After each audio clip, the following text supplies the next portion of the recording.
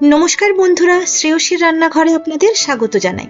আজ আমি বানাচ্ছি এগ চাউমিন। আমি জানি সবাই এই রান্নাটা জানেন, তবুও দেখুন তো আমার রান্নার সঙ্গে আপনার রান্নাটা মেলে কিনা। আর যদি কোনো এই রান্না নিয়ে টিপস থাকে কমেন্ট বক্সে অবশ্যই এসে জানাবেন। আমি এখানে জল গরম করতে দিয়ে সেখানে সামান্য নুন দিয়ে 200 গ্রাম মতো চাউমিন দিয়ে দিলাম। যদি ছোট চাউমিন হয় তাহলে দুটো, আর না হলে বড় চাউমিন এই রকম সাইজের আমি একটা চাউমিন নিয়েছি। চাউমিনটা মোটামুটি সেদ্ধ হয়ে এলে আমি জল ঝরিয়ে নিয়েছি। জল ঝরিয়ে সামান্য তেল দিয়ে আমি কিছুক্ষণ মেখে রেখে দেবো সাইডে। অনেকেই আছেন চাউমিন সেদ্ধ করে জল দিয়ে ঠান্ডা জল দেন, কিন্তু আমি সেটা করি না, আমি এইভাবেই করি।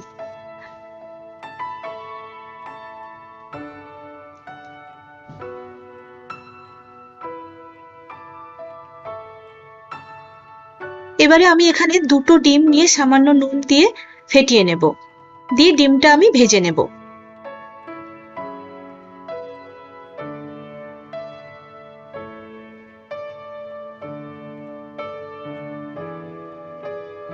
আমি প্যানে সামান্য তেল দিয়ে ডিমটা ভেজে নিলাম।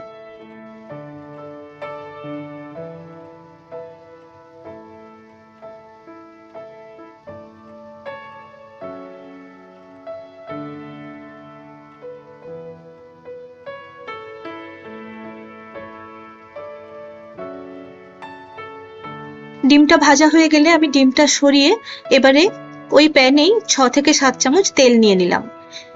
তেল নিয়ে 10 কোয়া মতো রসুন আমি কুচিয়ে দিয়ে দিয়েছি।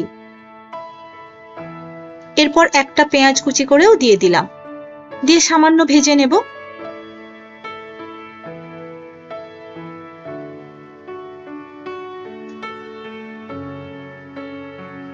এরপর আমি হাফ ক্যাপসিকাম লম্বা লম্বা করে এইভাবে কেটে এর মধ্যে দিয়ে দিলাম। এটাও সামান্য ভেজে নিতে হবে।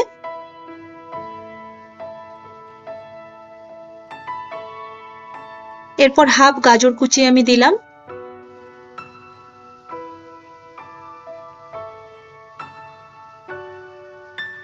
একেবারেই এই পেঁয়াজ ক্যাপসিকাম বা গাজর আমি বেশিক্ষণ ভাজবো না, কারণ এর রংটা চলে যাবে আর বেশি সেদ্ধ হয়ে যাবে। এরপর আমি কিছুটা বাঁধাকপি কুচি দিয়ে দিলাম। এটাও সামান্য নেড়েই আমি কিন্তু একটু সামান্য নুন দিয়ে দেব।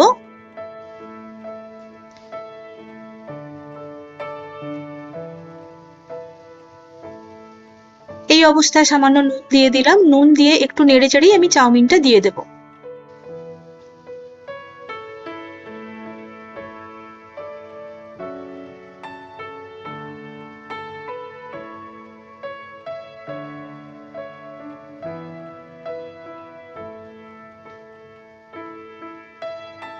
এবারে হালকা হাতে আমি চাউমিন আর সবজিগুলো নেড়ে নেব। এরপর আমি সস দিলাম, টমেটো সস এখানে 3 চামচ দিয়েছি।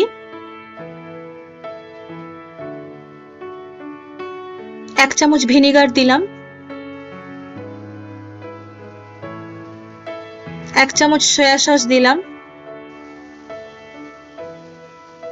চিলি সস হাফ চামচ দিলাম।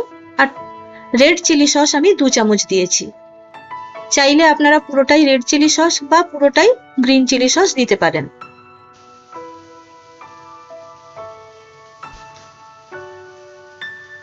সসের পরিমাণটা রান্না করতে করতেই বোঝা যায়, একদম পারফেক্ট শুরুতেই দেওয়া যায় না।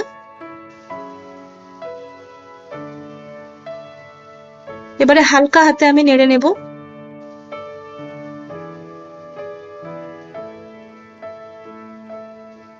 এইভাবে দুটো কাঁটা চামচের মাধ্যমেও আপনারা নেড়ে নিতে পারেন। আমার জায়গাটা এখানে একটু ছোট হয়ে গেছে, যদি বড় কড়াই হয় তাহলে হয়তো নাড়তে আর একটু সুবিধে হবে।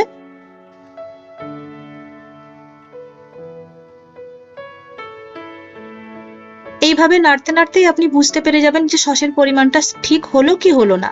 এখানে আমি সামান্য গোলমরিচের গুঁড়ো দিয়ে দিলাম, দিয়ে আবারও একটু নেড়ে নেব।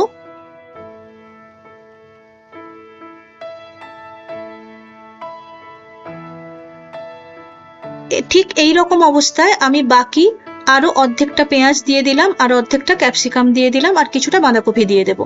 দেখবেন রেস্টুরেন্টে আমরা যখন খেতে যাই তখন দেখবেন এই সবজিগুলো খুব ক্রাঞ্চি একটা ব্যাপার থাকে, সেটা কিন্তু এইভাবেই ওরা করে। শুরুতে কিন্তু কিছুটা দেয়, বাকিটা রান্নাটা প্রায় কমপ্লিট হওয়ার আগে আগেই দেয়। আমার এখানে রান্না করতে গিয়ে হঠাৎ মনে হলো যে সসটা একটু কম হয়েছে, তাই আমি কিন্তু আবারও একটু টমেটো সস আর একটু সোয়া সস দিয়েছি। সামান্য চিনি দিয়ে দিলাম। আমি আবারও 1 চামচ সয়া সস দিয়েছি, আর 2 চামচ টমেটো সস দিলাম। তার মানে হিসেব মতো দেখতে গেলে আমি টোটাল এই চাউমিনটায় 5 চামচ টমেটো সস এবং 2 চামচ সয়া সস দিয়েছি। মোটামুটি রেডি আমার এগ চাউমিন।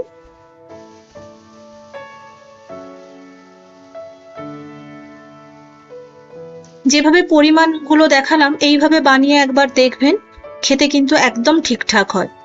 এরপর আমি ওপর থেকে ডিম ছড়িয়ে দিলাম, দিলেই রেডি একদম লোভনীয় এগ চাউমিন, যা বাচ্চা বড় সকলেরই খুব প্রিয়। যদি আমার রান্নাটা আপনাদের ভালো লেগে থাকে তাহলে আমার চ্যানেলটি সাবস্ক্রাইব করতে ও ভিডিওটিতে একটি লাইক দিতে ভুলবেন না। আগামী দিনে আরো অনেক রান্না নিয়ে আসবো, পারলে আমার পেজটা ভিজিট করবেন। ধন্যবাদ।